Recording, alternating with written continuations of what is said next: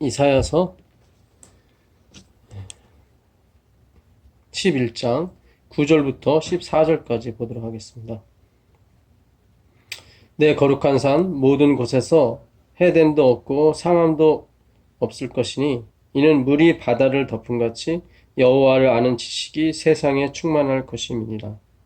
그날에 이새의 뿌리에서 한 싹이 나서 만민의 기치로 설 것이요 열방이 그에게로 돌아오리니 그가 거한 곳이 영화로울 것이라. 그 날에 주께서 다시 그의 손을 펴사 그의 남은 백성을 아수르와 애굽과 바드로스와 구스와 엘람과 시날과 하맛과 바다 섬들에서 돌아오게 하실 것이라. 여호와께서 열방을 위하여 기치를 세우시고 이스라엘의 쫓긴 자들을 모으시며 땅 사방에서 유다의 흩어진 자들을 모으시리라. 에브라임의 질투는 없어지고 유다를 괴롭게 하던 자들은 끊어지며 에브라임은 유다를 질투하지 아니하며 유다는 에브라임을 괴롭게 하지 아니할 것이요 그들이 서쪽으로 블레셋 사람들의 어깨에 날아앉고 함께 동방 백성을 노력하며 에돔과 모압의 손을 대며 암몬 자손을 자기에게 복종시키리라. 아멘. 예, 이사야서는 총 66장으로 되어 있습니다. 그 중에 전반부가 12장에서 마칩니다. 전반부가. 예, 그래서 여기는 그러니까 이사야서 그 1장에 보게 되면 그 이사야 시대가 어떤 시대인지 나오죠. 그 우시야, 요담, 아하스, 그리고 히스기야. 예. 그렇게 흐르게 되어 있습니다. 그런데 이제 12장까지가 이제 아하스. 예, 아하스 왕까지. 7장, 8장에 아하스가 나오죠. 예, 아수르의 이제 멸망이 예고되어 있습니다. 예. 그리고 이제 12장에 감사의 시가 나오죠. 감사의 시가 나오고, 13장부터 35장까지 이제 바벨론을 비롯해서 두로, 아수르, 이런 나라들이요. 애굽, 예. 또 유다와 이스라엘을 비롯해서, 예. 그런 모든 나라들에 대한 책망이 또 나옵니다. 그리고 36장부터 39장까지는 그 히스기야 시대 때 일어난 일들에 대해서 역사서죠. 예, 역사에 대해서 기술하고 있습니다. 그리고 40장부터 이제 마지막 66장까지는 좀 자세하게 오늘 다루는 11장, 12장 하나님께서 승리하시고 그 백성을 구원하시는 모습들이 좀 자세하게 나와 있습니다. 40장부터는 굉장히 좀 중요한 것들이 많이 나오죠, 사실은. 그래서 오늘 그 11장이 사실 하이라이트입니다. 이 부분이 하이라이트인데 전반부예요. 12장까지. 그래서 이새의 뿌리에서, 이새의 줄기에서, 잘려나간 줄기죠. 거기에서 한 싹이 나옵니다. 그 싹이 바로 시온이라는 뜻입니다. 시온. 실말이죠. 한 줄기 빛이죠. 어두운 캄캄했던, 희망도 없고 절망만이 가득했던 그 이스라엘 백성에게 하나의 실마리가 들려졌는데 그것이 바로 그리스도, 이새의 줄기에서 나온 다윗의 자손이었죠. 그래서 그에게 성령이 강력하게 증거하시고 또 그가 이제는 만민의 기호로서 우뚝 서게 될 것입니다. 그것이 바로 예수 그리스도의 고난과 십자가와 부활이죠. 그래서 전에 말씀드린 대로 그 기호라고 됐던 거, 그것은 여호와 니시랑 똑같은 단어입니다. 나스라고 되어 있는데요. 니시입니다. 니시. 승리의 깃발이죠. 승리의 깃발. 그 요한복음 7장 37절 이하에 보게 되면 목마른 자들아 다 내게로 오라. 나를 믿는 자는 그 배에서 생수의 강이 흘러넘치리라 그랬거든요. 그 생수의 강은 바로 생수는 성령을 가리킨다고 말씀하시면서 아직 예수님께서 영광을 받지 못하신 거로 그들에게 성령이 없다고 그랬습니다. 그래서 예수님의 영광은 주님께서 십자가를 지시고 우리의 죄를 속하시며 또 그의 피로 우리의 고장난 보물을 다 원상 회복시켜 주시고 하늘 보좌 위에 우뚝 서신 하늘의 왕으로서 군주로서의 그 승리의 상징이죠. 그래서 그것이 어디서 시작이 되냐면 십자가에서 시작이 된 것입니다. 십자가의 고난에서. 그래서 전능하신 하나님 엘 샤다이라는 단어도 그 샤다크에서 온 말인데 샤다크가 십자가에서 찢겨 죽으시다 뭐 그런 뜻입니다. 찢기다, 죽임을 당하다. 거기서 그분의 전능함이 나오는 거거든요. 그래서 그 성경에 율법 외에 또 하나가 있는데 사실 출애굽기에서 가장 많이 장수를 차지하는 게 사실은 그 율법장이 아니라 성소장입니다. 성소. 율법은 20장에서 24장까지 나오고요. 25장부터 마지막 그 40장까지 무려 15장이죠. 거기에 성소 제도가 나옵니다. 그래서 이 성소는 그분이 돌아가시고 그리고 속죄하시고 그리고 우리를 회복시키시고 만왕의 왕 멜기세덱의 반차를 쫓은 영원한 대제사장으로서의 하늘의 그 제사장의 모습으로 나오시는 거죠. 그게 성소의 모습입니다. 그것이. 그래서 여기 그 10절에도 보시면 10절에도 보시면 그 남은 자들을 흩어진 남은 자들을 다 모으시겠다. 그 말씀하시거든요. 다시 보겠습니다. 11절 그날에 주께서 그의 손을 펴사 그의 남은 백성을 아수르와 애국과 바드로스와 구스와 및 엘람에서 다 모을 것이다라고 하시는데 이거는 그 당시에 그걸 말씀하기도 하고 마지막에 있을 이 하나님의 백성의 그 남은 자손 여자의 후손의 남은 자손이라고 되어 있죠. 요한계시록 12장 17절에 그 여자의 후손의 남은 자손입니다. 여자는 교회를 상징하고 여자의 후손은 예수 그리스도를 상징하죠. 근데 지금 우리가 번역된 성경에는 여자의 남은 자손이라고 되어 있어요. 그래서 마치 교회의 남은 자손처럼 되어 있어서 교회가 우리를 구원시키는 것처럼 보이지만 실제적인 원문은 그렇지 않습니다. 여자의 후손의 남은 자손이에요. 그래서 여자의 후손은 누구를 가리킵니까? 창세기 3장 15절에 나오는 예수 그리스도 구속주를 가리키죠. 하나님의 아들. 그래서 그 예수님의 남은 자손, 이게 예수님의 마지막 예수를 말하는 거예요. 마지막 예수. 그동안 뭐 다니엘을 비롯해서 뭐 아브라함을 비롯해서 수많은 그 예수님들이 있었어요. 그러니까 다 예수님과 한 몸이다 보니까. 근데 이 마지막 끄트머리에 그 예수님의 마지막 남은 예수님을 말하는 것입니다. 그래서 여자의 후손의 남은 자손은 그것을 말하는 거지. 어떤 교회에 있으면 구원을 얻는다 그런 뜻이 아닙니다. 그러니까 우리가 이제 원문을 보면서부터 이제는 좀 더 확실하게 이제는 우리가 그 개념, 단어의 개념에 대해서 알게 됐죠.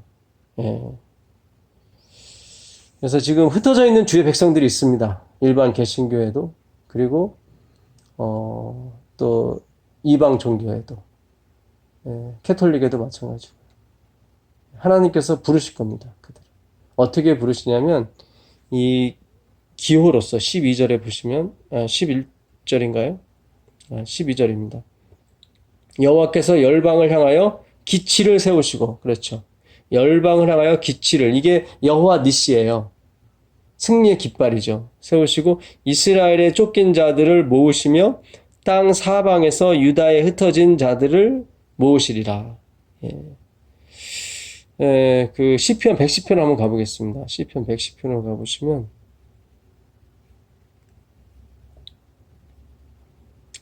시편 110편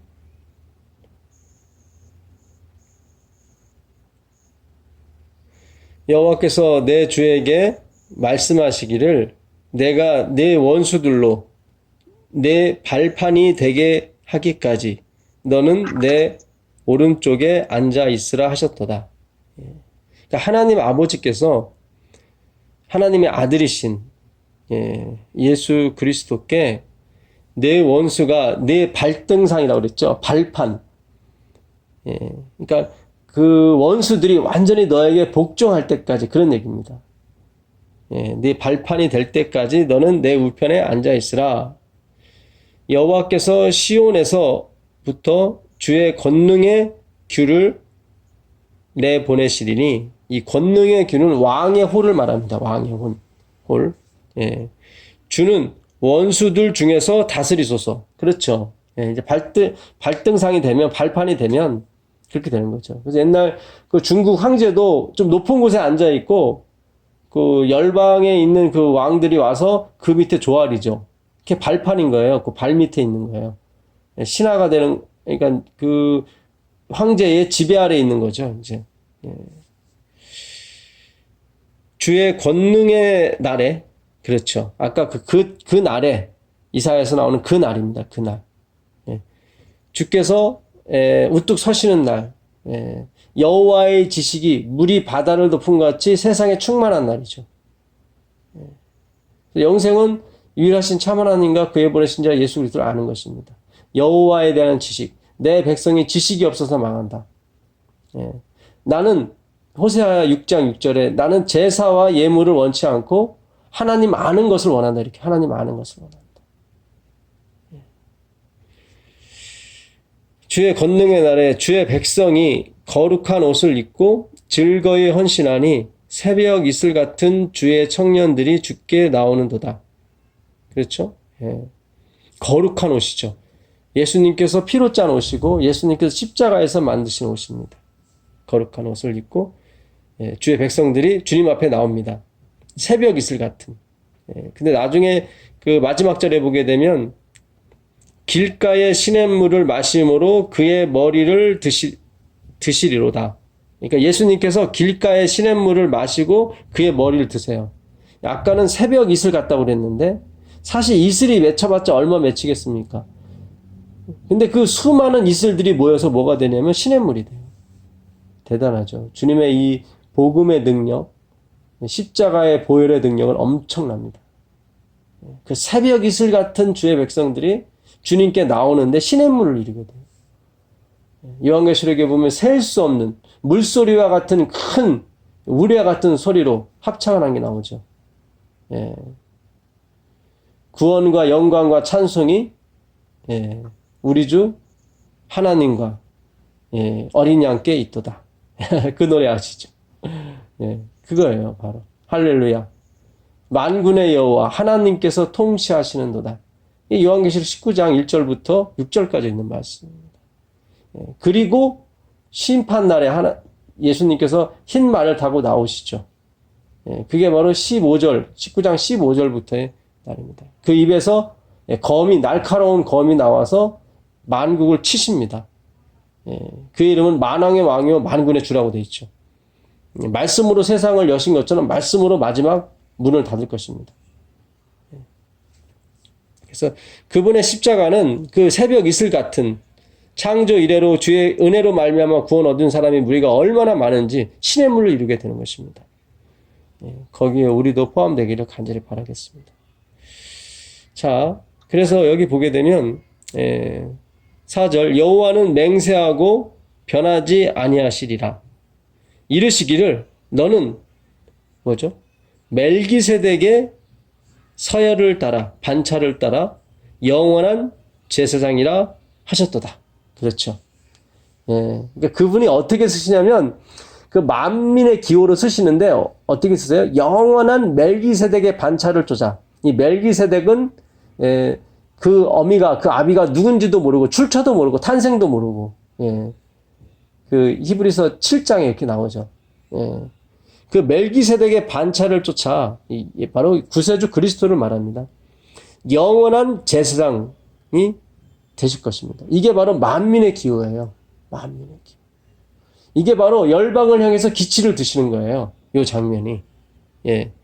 그래서 주의 백성들이 거룩한 옷을 입고 주님 앞에 나오는 것입니다. 그 무리가 얼마나 많았던지 시냇물을 이루는 거죠. 주의 오른쪽에 계신 주께서 그의 노하시는 날에 왕들을 쳐서 깨뜨리실 것이라. 문 나라를 심판하여 시체로 가득하게 하시고 여러 나라의 머리를 쳐서 깨뜨리시며 길가의 시냇물을 마심으로 그의 머리를 드시리로다. 그러니까 하나님께서 이 원하시는 양식이 있죠. 나에게는 나의 먹을 양식이 따로 있다고 말씀하셨죠. 요한복음 4장 그 우물가의 여인과의 대화 나눈 중에 예수님이 시장하셔서 제자들이 먹을 것을 읍내에 가서 이렇게 사갖고 오죠. 그때 예수님께서 하신 말씀이 나의 먹을 양식은 따로 있다고 말씀하십니다. 그게 바로 누굽니까? 우리들이에요. 영혼들이에요.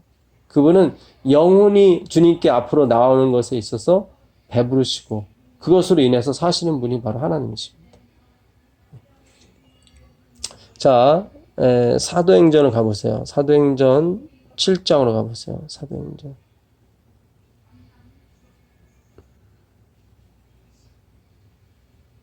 (7장) 55절 보겠습니다. 사도행전.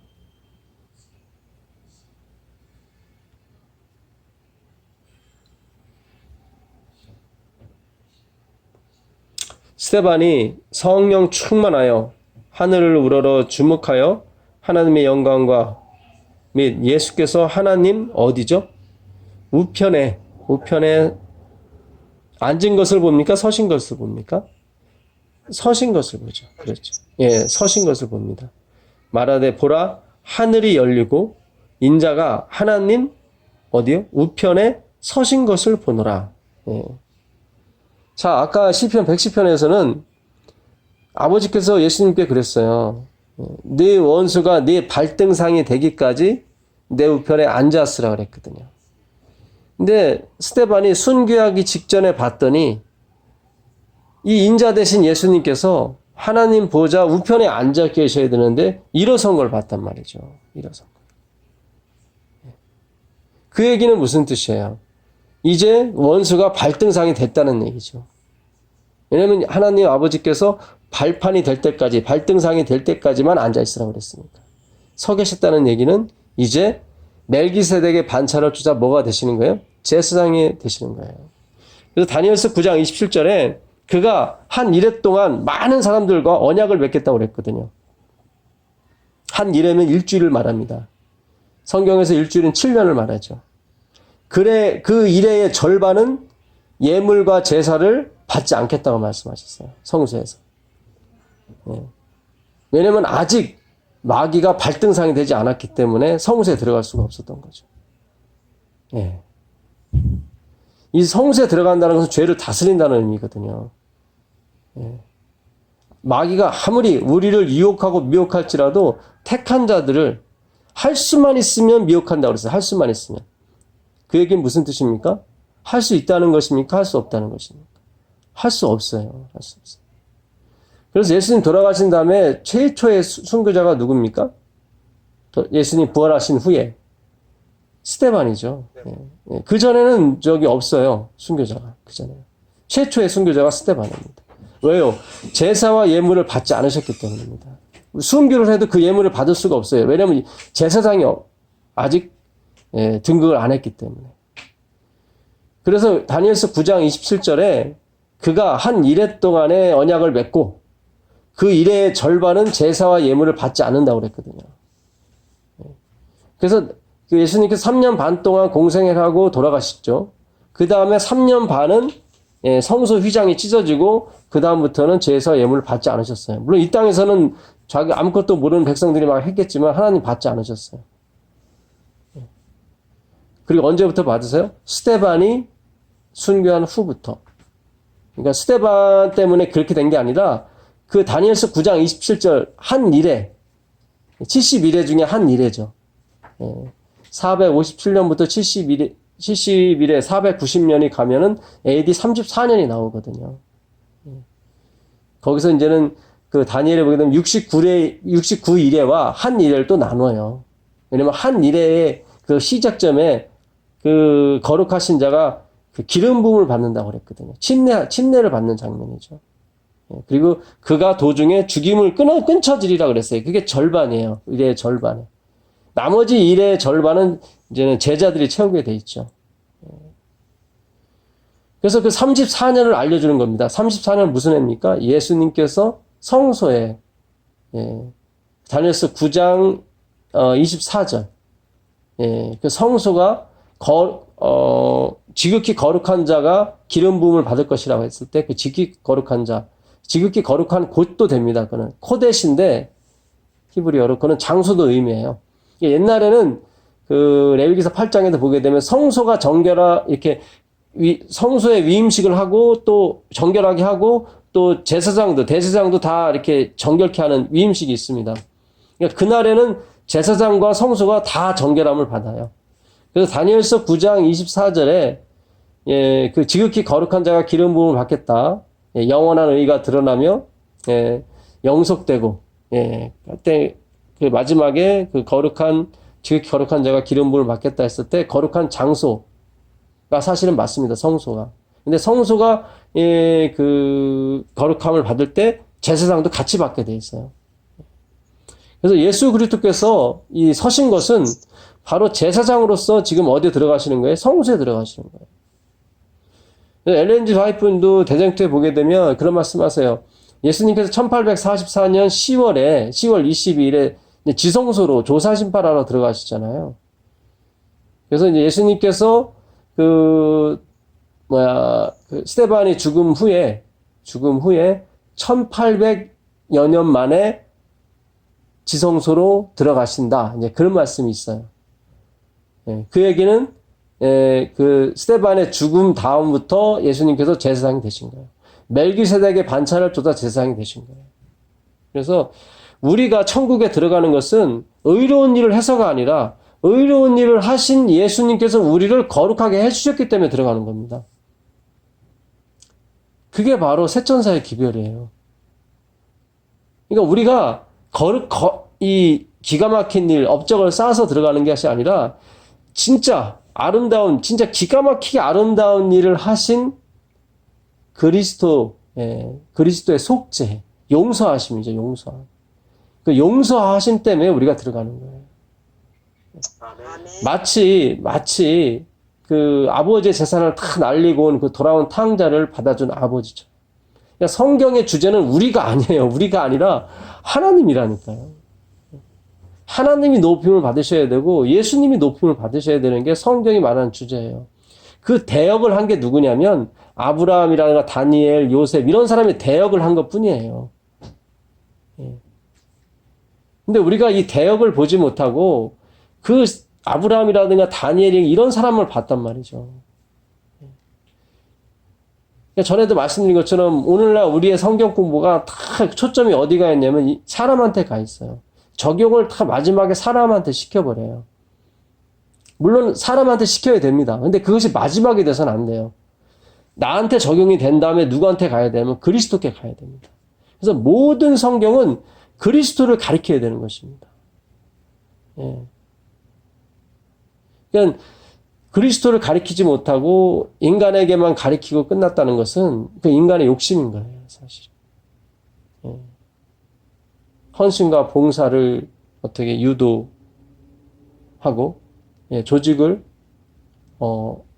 어떻게 강성하기 위해서 우리도 모르는 사이에 그렇게 이용당한 거예요, 사실. 그러니까 어떻게 보면 사탄의 아주 기가 막힌 계략이었죠. 이제는 우리가 속지 않습니다. 이제는 제가 지금 어느 사람을 얘기하는 게 아닙니다. 우리의 싸움은 혈과 육의 싸움이 아니에요. 하늘에 있는 악한 영들과의 싸움입니다. 저를 비롯해서 우리가 모두 사실은 그동안 사탄과 함께 성경 공부한 게 많았어요, 사실은. 그러나 이제는 그렇지 않습니다. 하나님께서 그 만민의 기치, 만민의 기호를 세우셨단 말이죠. 실마리를 우리에게 주셨어요. 그래서 나한테 성경을 적용시키면 어떻게 됩니까? 둘 중에 하나예요. 절망하든가 교만하든가. 둘 중에 하나입니다. 절망해서 빠져나가든가 아니면 형식주의가 되는 거죠. 그래서 이제는 마치 내가 이룬 것처럼 착각하고 다니는 겁니다. 우리가 속으면 안 되는 것입니다. 예. 우리가 갈라디아서 6장에도 그런 말씀이 있죠. 우리가 공부했었죠. 아무것도 아닌 사람이 뭔가 된 것처럼 행동하는 것은 스스로 속이는 것이다. 우린 진짜 아무것도 아닌 거예요. 아무것도 아닌데 할례 하나 받았다고 마치 막 구원 얻은 것처럼 하고 다니는 것은 그건 아닌 거란 말이죠. 예. 그래서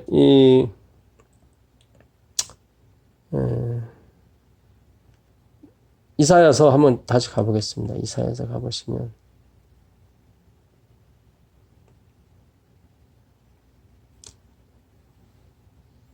12장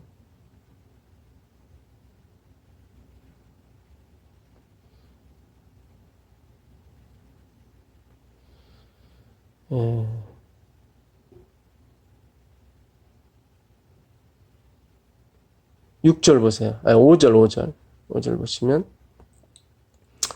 여호와를 찬송할 것은 극히 아름다운 일을 하셨음이니 이를 온 땅에 알게 할지어다.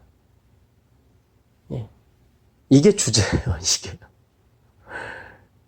우리가 뭘 행한 게 아니라 누구요? 여호와를 찬송할 것은 여기 보면 아름다운 것도 보통 아름다운 게 아니에요. 이거는 극히 아름다운 일을 하셨어요. 이를 온 땅에 어떻게 하는 거예요? 알리는 거죠. 그게 우리의 어떻게 보면 우리의 할 일입니다, 사실은.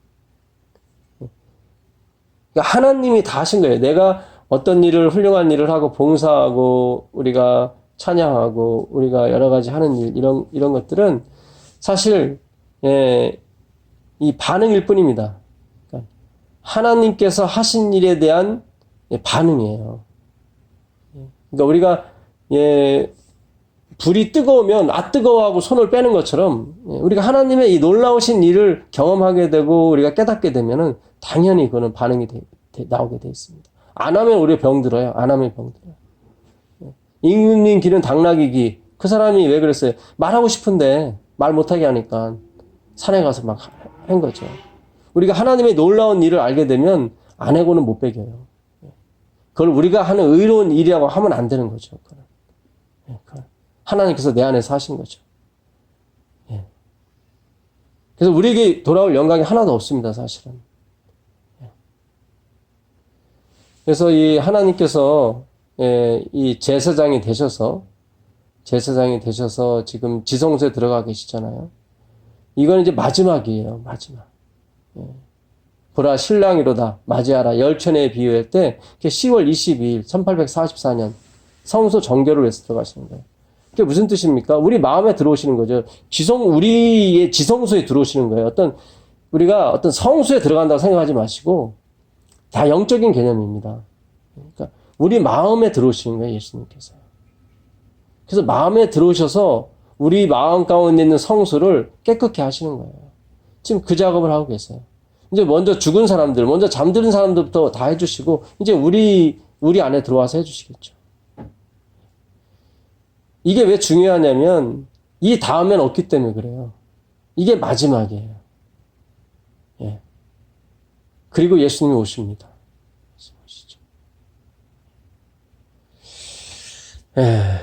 다시 11장 좀 더 보겠습니다. 11장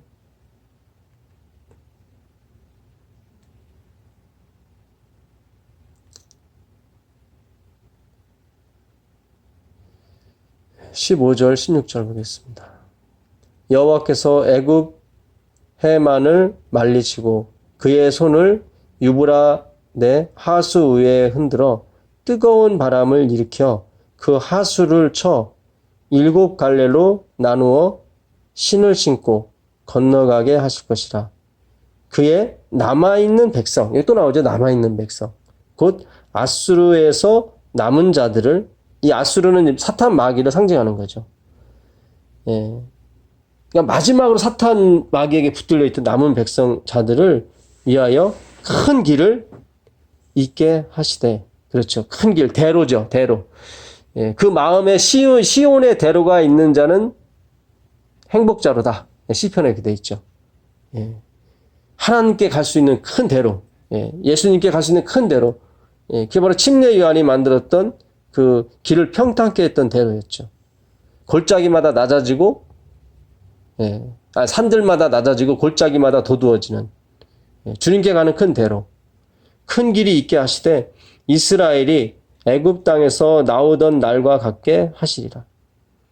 이스라엘이 애굽 땅에서 나오던 날 무슨 일이 있었죠? 홍해를 말리셨죠. 그때도 강한 열풍으로 말리셨죠. 그렇죠?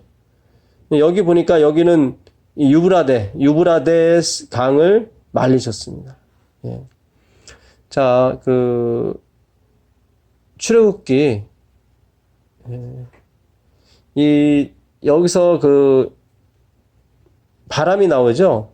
유브라데 하수를 마르게 한 뜨거운 바람. 이 바람은 히브리어로 루하흐예요, 루하흐. 예. 이 루하흐는 호흡, 바람, 그 다음에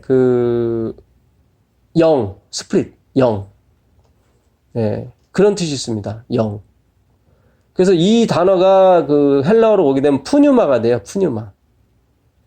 너희가 물과 성령으로 거듭나야 할 것이다 할 때 그 성령이 푸뉴마예요. 그것도 똑같아요. 바람, 호흡, 영 그런 뜻입니다. 그러니까 이게 성령의 역사예요. 이 유브라데의 강을 말리는 역사도 성령의 역사고 홍해를 말린 사건도 성령의 역사입니다. 사실은. 출애굽기 14장 21절 가보세요. 출애굽기 14장.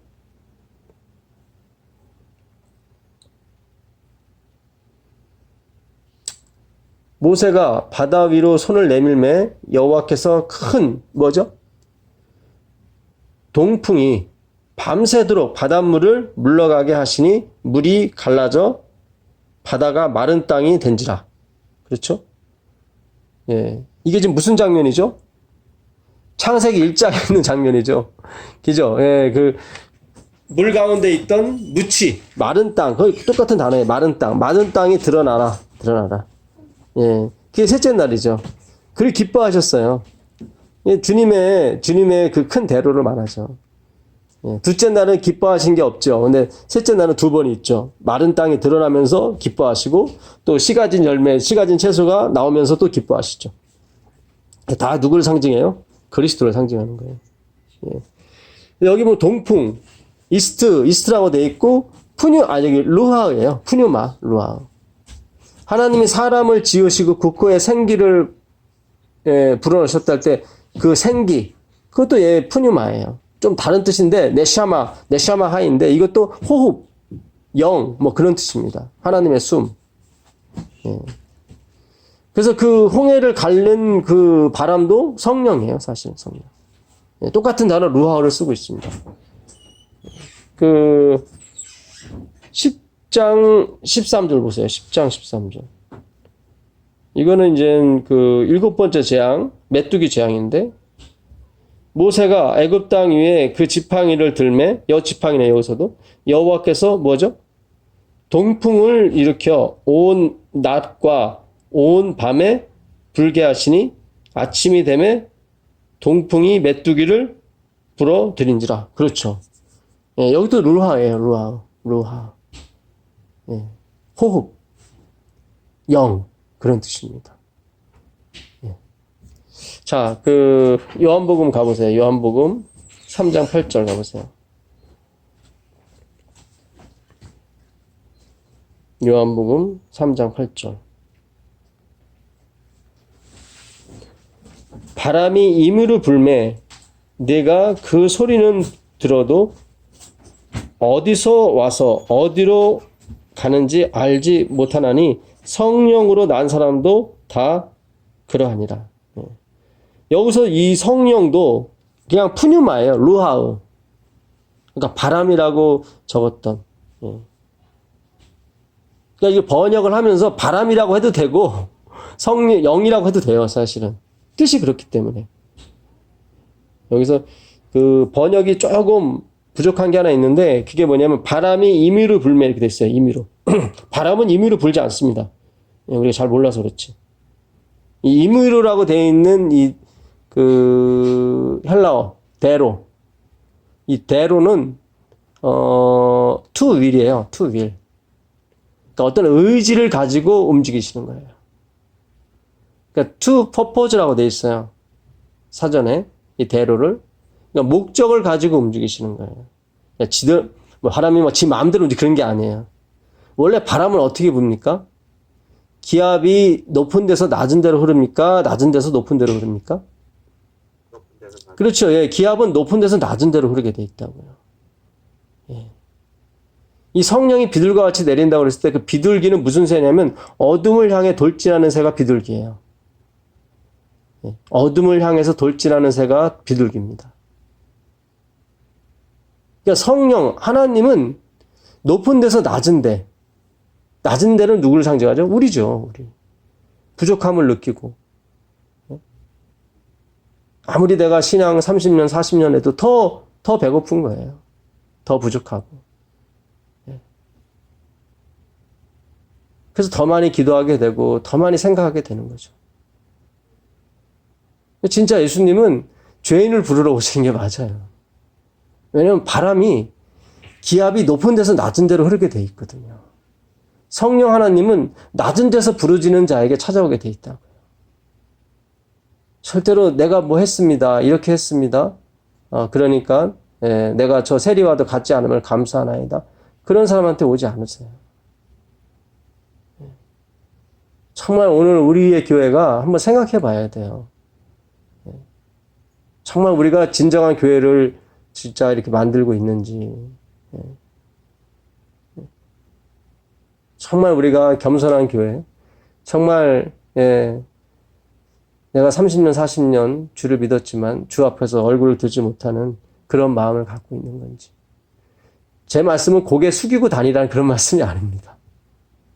이것도 율법 조문처럼 하시면 안 되고요. 우리가 기뻐하되 마음은 항상 차분함을 유지해야 될 줄 압니다. 늘 내가 하나님의 은혜 없이는 살지 못한다는 것을 기억하고 사는 거죠. 전 그것이 진짜 하나님의 남은 백성이라고 생각합니다. 시끄럽지 않으면서도 아주 밝고 명랑한 그런 교회죠. 그래서 바람이 임의로 부는 게 아니라 바람이 어떤 목적을 가지고 불게 되어 있습니다.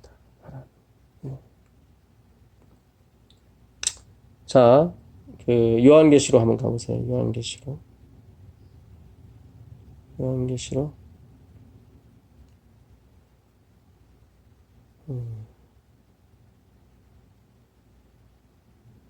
9장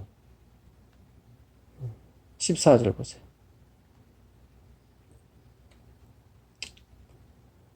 나팔 가진 여섯째 천사에게 말하기를 큰 강, 여기 유브라데가 나오죠? 큰 강 유브라데에 결박한 네 천사를 놓아주라. 네 천사가 놓였으니 그들은 그 연월 일시에 이르러 사람 3분의 1을 죽이기로 준비된 자들이더라. 여기도 유브라데가 나오죠. 이 결박된, 영어로 바운드라고 되어 있거든요. 묶여있는 천사 넷을 놓아주라. 이 요한계시록 7장에 보게 되면 입맞은 사, 그 이마에 입맞은 자의 수가 차기까지는 그 땅의 네 구탱의 바람을 잡고 있으라고 하나님께서 명령하시거든요. 그래서 그 하나님의 백성의 입맞은 수가 14만 4천이 차기까지는 나무나 사람이나 아무것도 해하지 말라 그렇게 돼요. 그래서 이 요한계시록 이 9장 이게 이제는 7나팔인데 그동안 이제 저희 교회에서는 7나팔을 시대적으로만 구분을 했어요. 사실은 시대적으로. 그래서 뭐 에베소, 서머나 버가 비슷하게 갔는데 물론 그것도 뭐 틀린 해석은 아닙니다. 맞습니다. 맞는데 이 7나팔의 해석은 현 시대에도 또한 적용이 되는 그런 기별입니다. 그래서 저는 이 일곱 나팔을 소환란에 비유를 해요. 대환란은 일곱 재앙이고 일곱 대접. 이 일곱 대접과 이 일곱 나팔은 똑같이 가게 돼 있어요. 첫 번째 나팔과 첫 번째 대접이 기근과 전염병이 몰고 오죠. 전염병은 같죠. 기근은 이제는 일곱 나팔만 있고. 두 번째가 이제는 똑같아요. 바다. 두 번째 나팔은 바다의 3분의 1이 죽습니다. 근데 마지막 그 일곱 대접의 두 번째 그 대접은 바다가 완전히 죽어요, 거기서는. 그 다음에 세 번째 나팔은 강물. 강이 3분의 1이 또 죽습니다. 근데 일곱 대접의 그 세 번째 대접은 완전히 죽죠, 강물이. 네 번째는 이제 해, 달, 별에 일어나는 징조고요. 똑같습니다. 일곱 대접도 해, 달, 별. 그 다음에 다섯 번째가 이제 또 있고요. 여섯 번째가 유브라데 강의 이제 현상이 똑같습니다. 여기서 유브라데에 있는 천사들을 놓아주라고 돼 있고, 일곱 대접의 그 여섯 번째에서는 그 유브라데 강물이 마르죠. 아까 그 유브라데 강물에 열풍을 불어서 거기를 마르게 해야겠다. 그것처럼 똑같이 됩니다. 그리고 마지막 일곱 대접, 여기 일곱 나팔에는 하나님의 성전에서 음성이 들리고 하나님의 성전의 법궤, 말씀이 보여지게 되죠. 그래서 똑같이 마무리가 됩니다, 사실은. 근데 일곱 나팔은 다 3분의 1이죠. 근데 일곱 재앙은 전부 다입니다. 그 9장 4절 한번 보세요. 9장 4절 보시면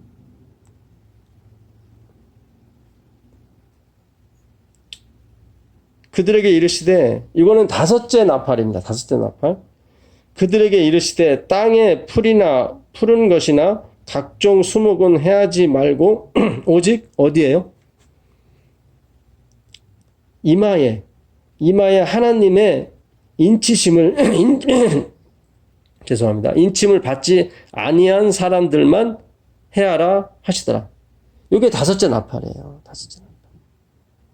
물론 이걸 시대적으로 그 오스만 투르크가 활동하던 그 이슬람이죠. 1299년부터 1449년이요. 그때까지 얘기할 수도 있습니다. 있는데 이거를 또 현 시대로 우리가 적용하자면 일곱째 나팔 중에 다섯째 나팔. 그러니까 인치심. 하나님의 종들의 이마에 인치기까지 나무나 풀이나 해하지 말라 그랬거든요. 7장 1절에 보게 되면 7장 1절 한번 보세요. 7장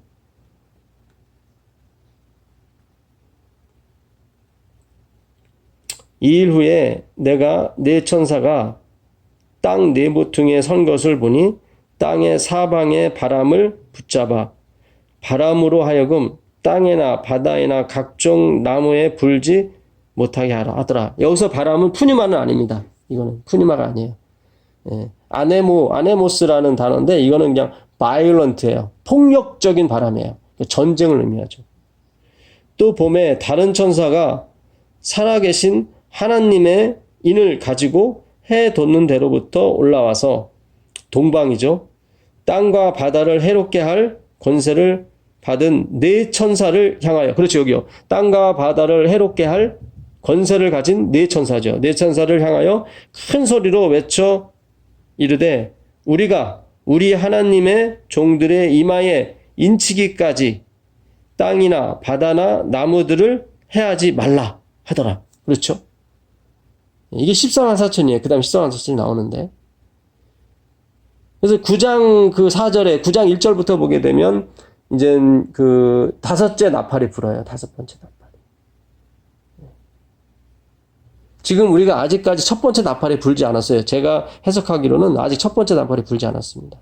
엄청난 기근이 오게 되어 있습니다. 엄청난 기근. 이 기근으로 그 미국이 결국은 결정적으로 전 세계를 다 휘어잡게 되어 있어요. 마치 누가요? 요셉이 그 당시 세계를 식량으로 다 휘어잡은 것처럼. 저절로 고개 숙이고 와요. 지금은 뭐 죽음의 백조 비행기 띄우고 막 이러지만은 굴복 안 해요.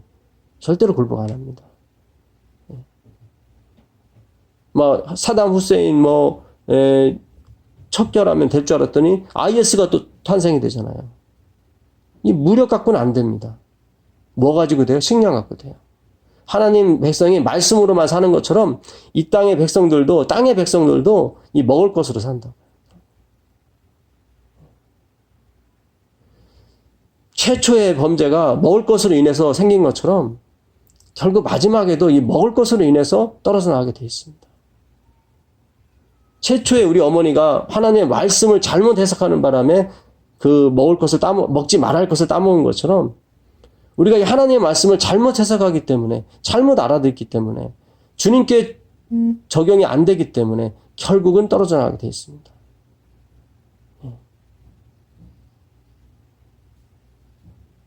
그래서 오늘 우리가 이 하나님 말씀을 공부하는 것은 아주 중요합니다. 중요하고 우리가 좀 더 시대에 맞게 좀 더 우리가 이 말씀을 새로운 시각과 또 하나님께 주신 빛을 따라서 우리가 볼 수 있다면 우리가 지금 예비할 수가 있어요. 준비할 수가 있는 거죠.